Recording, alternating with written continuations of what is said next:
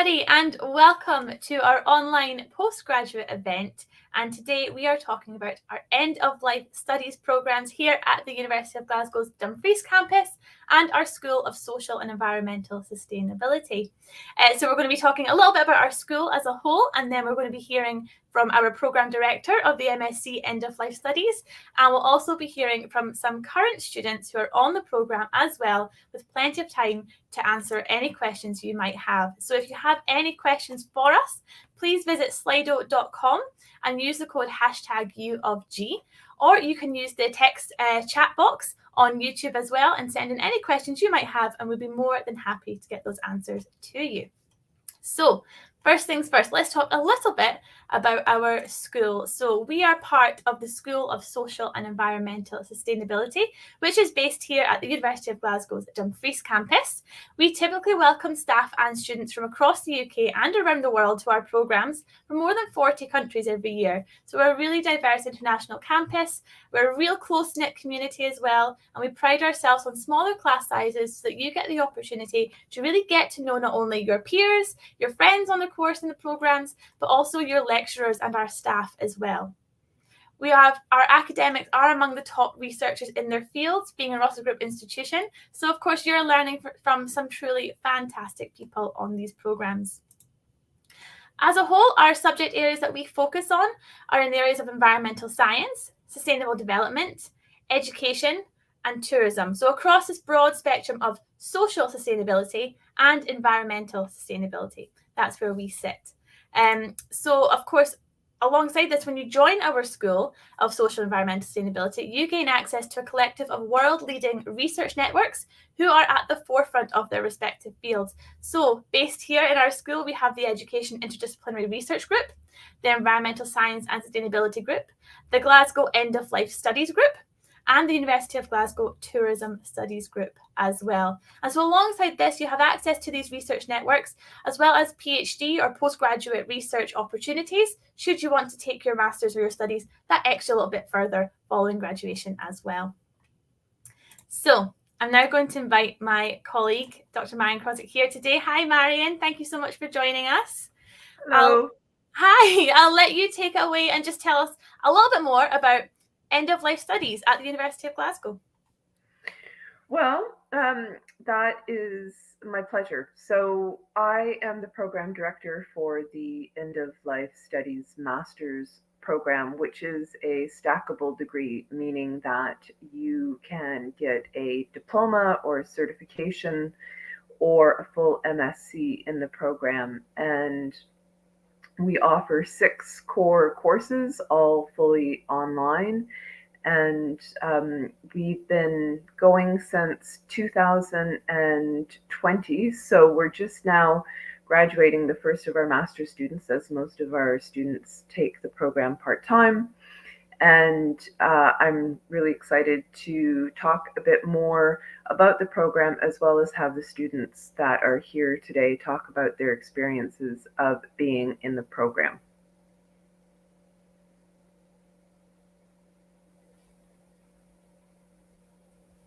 Thank you so much, Marion. So I am delighted to welcome, we've got Michael here and we've got Rita here, who are current students here at the University of Glasgow's School of Social and Environmental Sustainability on our End-of-Life Studies programme. So guys, welcome. Thank you so much for joining us. Hi. Thank you.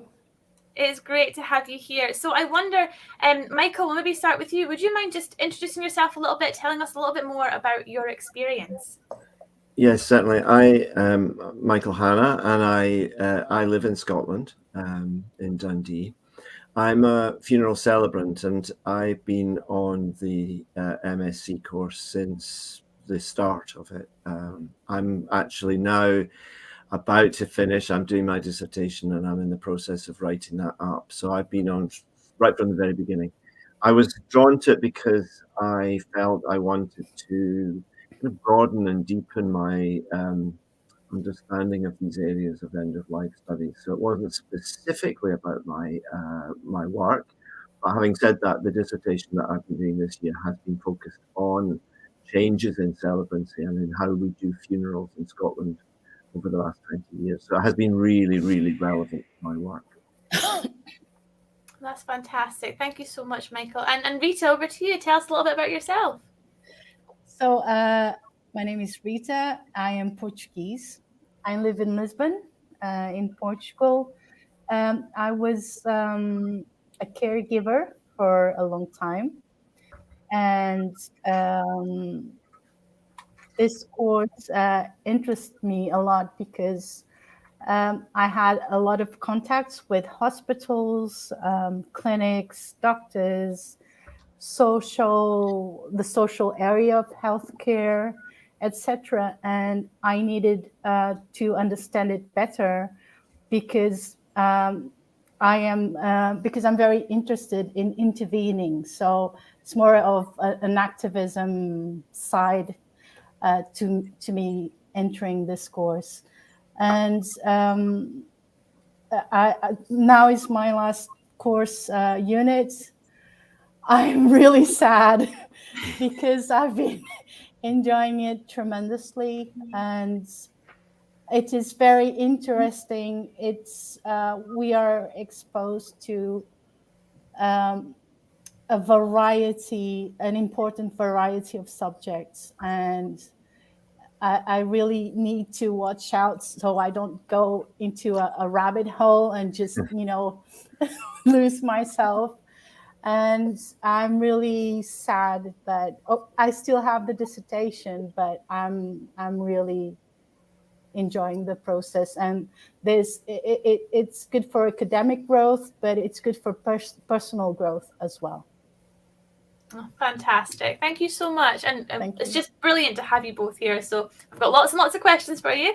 And if you have any more, please send them in. I was going to just break in to follow up because Rita and Michael are two of quite a diverse student cohort. And one of the aspects that for me has been really amazing, and I know it's been important for the students too, is learning from each other from different perspectives and experiences from around the world. And you don't really expect that when you're learning online. You think of it as much more of a passive absorption of pre-generated material. And in this program, there is all of that material online, as Rita and Michael both say, all of this coursework, but at the same time, there is a real learning from each other in real time during the program. Well, that's fantastic. Well, I'm so excited to find out so much more about this. So shall we dive straight in to our first question, which I think is such a brilliant question, a really important one, because this program, as we know, is fully online. And so this person is wondering is it possible to make friends when you're studying online? Well, Rita and I are friends. And we've become very good friends. And I would say that I'm close to most of the people on my cohort. Obviously, there are people that coming in at different points in the course, and Rita didn't start at the same time as me, but we've overlapped and we've become good friends. So yes, absolutely. And it's a really important part of the support that you get in this course, because obviously if you're online, you lack some of the personal interaction that you'd have if you were in person, but that is to some extent made up with this ability to make friends and connections with other people in the course. That's fantastic. And is that through, do you have time in classes to chat with each other? Have you kind of arranged, ways to connect outside of, how does it kind of work? It's a bit of both, really. We interchange ideas in class, and we chat, and we speak about our stories, our experiences. So we share, and we learn about each other's experiences.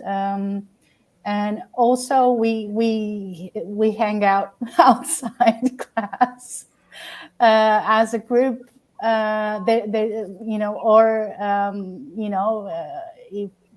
Individually, or we, sometimes Michael and I, we sort of arrange, okay, let's meet, Friday evening or something, and it's really, you definitely definitely possible to make friends.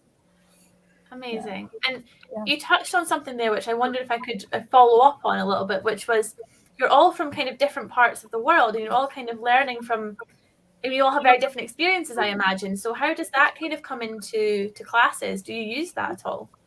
Yeah, I mean, I think that's probably one of the most important parts of it, really, and it's incredibly powerful. So if you're looking at global aspects of end-of-life studies, for example, and you were a class of people in Scotland and all Scottish and all based here, then inevitably that affects the way that you look at global issues.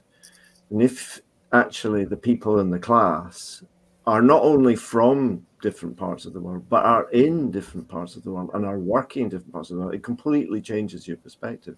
So I'm very interested in Latin America, for example, and there's a woman from Mexico on the course. So if I study something to do with, I don't know, the use of opioids in Mexico, then I'm not doing that in a vacuum. I'm actually have a classmate who I can explore ideas with, and I think that's a really, really powerful part of this course.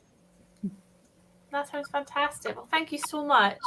One of the things too, I was just going to jump in and say, to follow up on what Michael was saying, is that the different professional and experiential backgrounds too are really interesting. We have critical care nurses, we have palliative care nurses, we have people who are practicing end-of-life doulas, we have people like Michael who are in paraprofessional areas and in other arenas, and then we have people who are taking it for personal interest. We have people from counseling, psychology, bereavement services, and so it's really interesting when we have our weekly live seminars of having those people come together and sometimes disagreeing or having different perspectives. And I find that has been really important as well, because we see people change their mind or have better understandings in real time, and that's been really powerful. Yeah. Well, fantastic. Well, similar vein, this next question that we've had come in here, and I suspect this is more about the actual practical elements of learning online, so the actual day-to-day structures or platforms that you guys are using. But what is the online learning experience like? And can you talk a little bit about the more practical side of it? Do you need to go? It took me a bit to adapt, but once I got it, it's like learning new software. You just need to practice for a while, and then you'll get it. And once you get it, it's just smooth sailing. And I love the experience of learning online and to manage my own schedules. It's very useful that way with the reading, etc. So it's been a really positive experience. I think most of us are juggling all kinds of work and personal issues as well, as any student would. And some weeks it's just difficult to do all the stuff that there is. But the beauty of an online course is then you can come back to it. And sometimes you come back to things not for that reason, but because suddenly something makes sense or something arises, and it didn't seem to be important at the time. But you've got at the end of the course, you have the entirety of all the courses is there for you to dip into, and that's a tremendous advantage, I think, of the online experience. But I think it's nice also to combine. I mean, another strength of it is that you can study in the way that you want to study, and some people very rarely interact in seminars and things. They simply want to look at the stuff on the platform and do the stuff, and that's how they want to work. And it can be to do with their working schedules or whatever. But for most of us, I think having a seminar, which is a fixed point in the week, has been tremendous, because it allows us that to blend that solitary learning experience with a more collegiate approach. And I think that's been it's been a very flexible platform for me, I think, and I've valued that. Yeah, well, that's amazing. I mean, it certainly sounds like you have the degree of flexibility that you guys must have in terms of workloads, and like you say, Michael, kind of juggling life and juggling work and study. I think it's really important, to have that option, at least to have that flexibility. And I think, he's picked up on an important point here, as I was saying what we were highlighting about the diversity of backgrounds and experiences.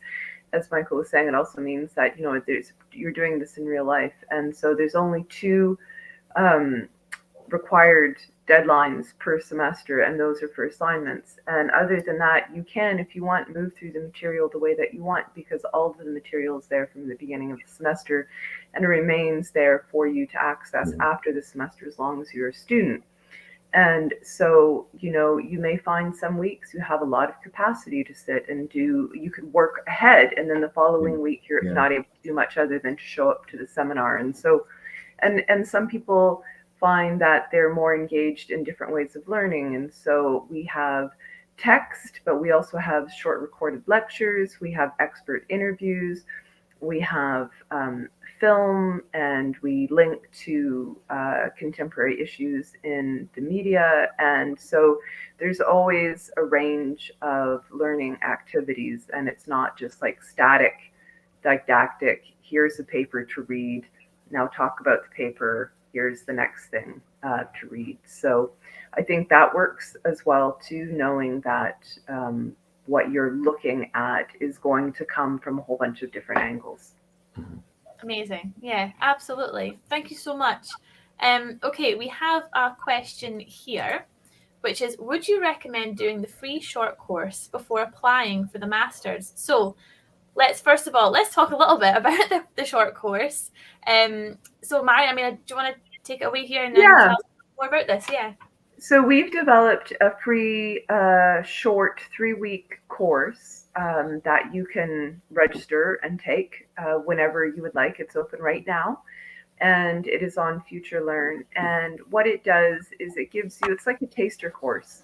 We cover issues in ways that give you a sense of what taking a larger program at the University of Glasgow through the End of Life Studies would be like. So it provides an interdisciplinary approach to ideas about the end of life and what is dying, how do we define it, what are some of the ways we've thought about it historically. We also look at the rise of compassionate communities internationally, particularly in India.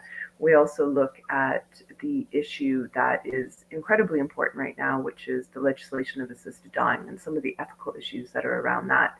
And so you can go in and move through that material and interact with other learners as well who are in that course, and just see how you feel at the end of it. And many people who have taken it have come into the program through that pathway. Rita, did you take the Yep. Maybe you could say that. I did. Yes. I saw it on FutureLearn, and I really enjoy doing it and commenting and reading other people's comments and interacting, and it also taught me how to use FutureLearn, and it's like gave me an idea, and that's how I knew that I wanted to carry on. Well, that's fantastic. Well, thank you so much. Fantastic. Yeah, I'm so glad you actually that you took it and found it so and here you are. Like that's amazing. That's fantastic. So no, thank you so much for sharing that. Okay, Marion, we have a question for you here. Can we see any reading lists before we start class? I love the enthusiasm with this one. Yes, and I appreciate it as well. Because we strive to keep the course material as up to date as possible, we don't release a full reading list before the beginning of classes, but I have had students who have reached out saying that they would be interested in starting early or having a sense of what kind of material we'll be covering. And in those instances, I'm very happy to send out an abbreviated summary of some key pieces that people can access. Amazing. That's fantastic. Thank you so much.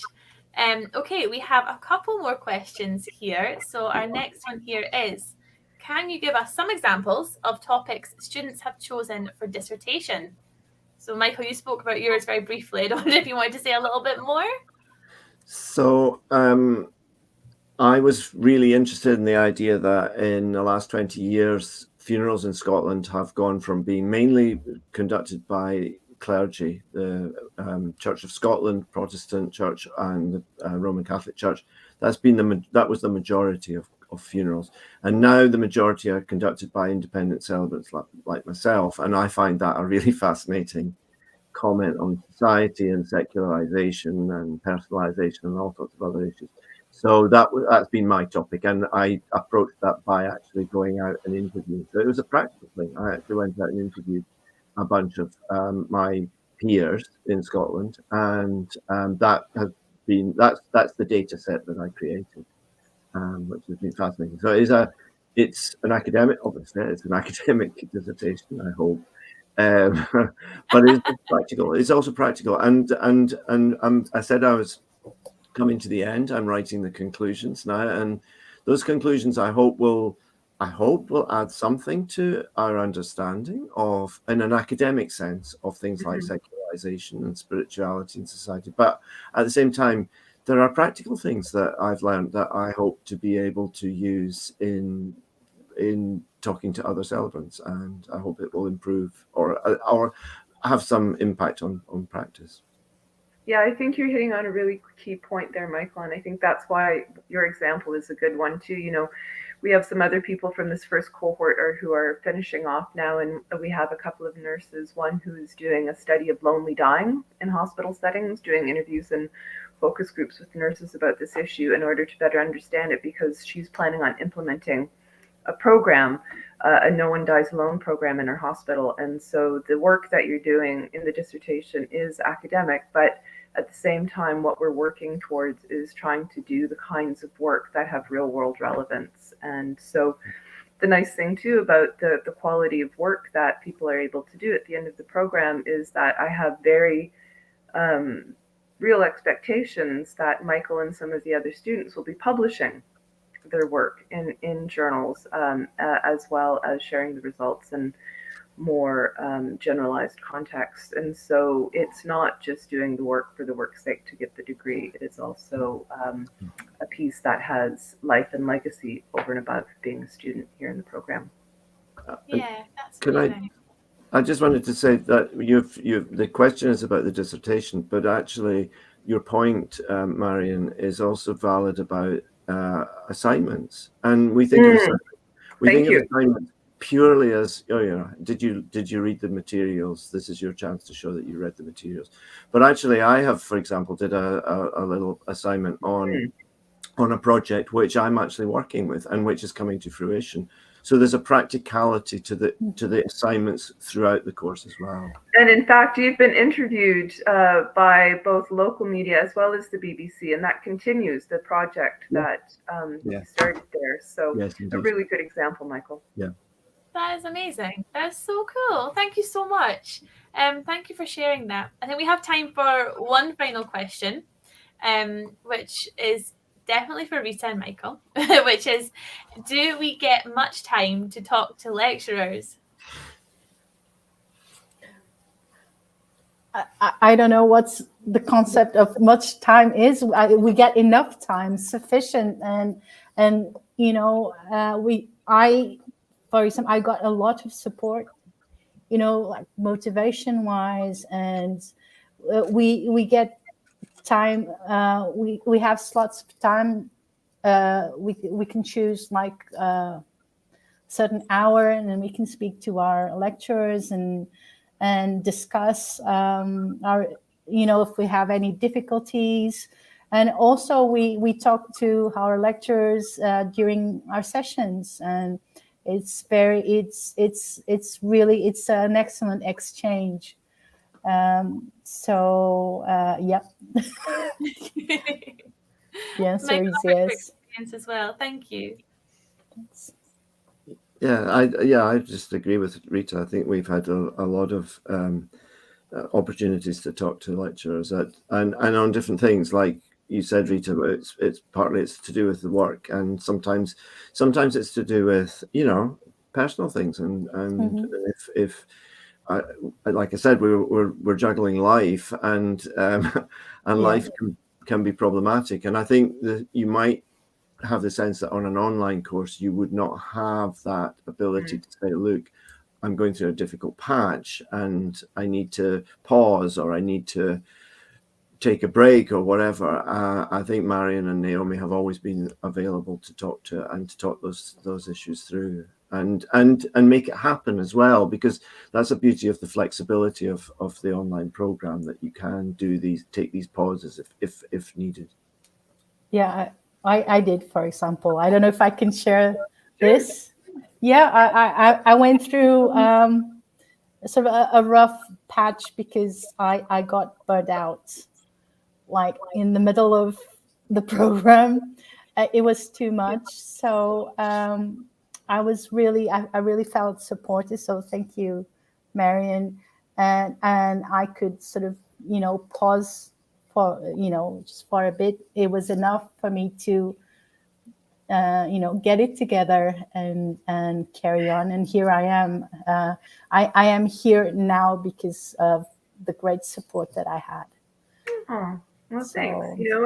And with Rita, not to share too much, but one of the reasons we're in this field is because of our own experiences and histories with the topic, and there can be times where that is a lot, and so the support that is needed comes in different colors and flavors, so to speak, and there is some awareness of that, the give and take that has to happen, and really the support, as much of taking time to talk with students, is all of us talking collectively as well. So there's definitely the one-on-one time, but there's also a group time as well, which I think is really powerful. Yeah. Well, everyone, thank you so much for sharing. I really appreciate it. We all appreciate you being here today. So that's all of our questions. We are now going to hear from even more of our students. We have a couple of things to share with everyone of their experience on the program. But before we do, I just wanted to quickly ask, just to go around really quickly, if there's anything else you'd like to say or share about your experience on the program, then now's your chance. Have at it and tell us all what you think. It's life changing for sure. So I'm not the same person, and I've developed my critical thinking. I look at the world differently. So yeah. Amazing. Thank you. I don't think there's anything to add to that, really. I feel exactly the same. Yeah. Yeah, no, amazing. Thank you so much. We'll say goodbye for now, and we'll go and hear from some more students. So thank you again. Bye, everyone. Thanks, you guys. Bye, Michael. Bye, Rita. Bye. Bye.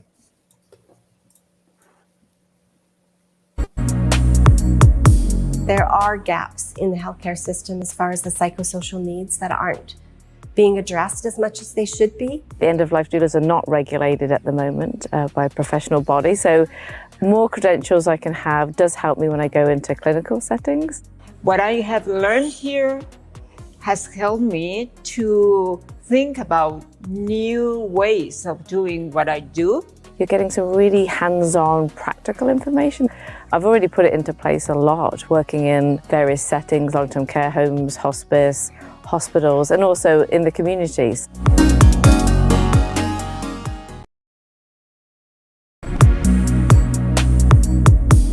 It's a fascinating subject, and I love the learning. I mean, you're never too old to learn something new. I love the online format. I wouldn't be doing the program if it wasn't online. I love that it's there whenever I want it. It's been fantastic studying with an international cohort.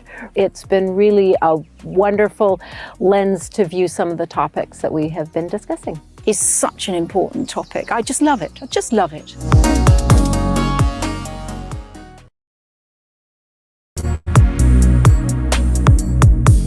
It's giving me a much broader understanding of what people are actually going through and what their experience might have been, seeing a loved one in a hospice and dying, and then coping with it afterwards. What it gives you is a tremendously rich background to many of these ideas. In working with families, I'm conscious that I'm working with people who are dealing with profound grief.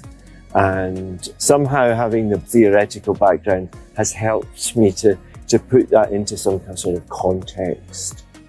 I wasn't sure what to expect, it being a fully online and having only ever done like undergrad in person.